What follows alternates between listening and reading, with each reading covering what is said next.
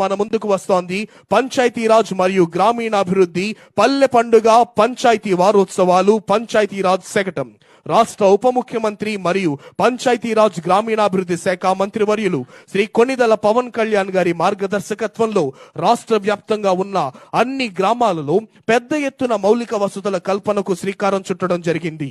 గ్రామాల్లో జరిగే అభివృద్ధి పనుల్లో మరింత పారదర్శకత, ప్రజల్లో జవాబుదారీతనం పెంపొందించే లక్ష్యంతో గత ఏడాది ఆగస్టు 23న రాష్ట్ర వ్యాప్తంగా 13,326 గ్రామ పంచాయతీల్లో ఒకే రోజున గ్రామ సభలు నిర్వహించి ప్రపంచ రికార్డును సృష్టించింది మన కూటమి ప్రభుత్వం.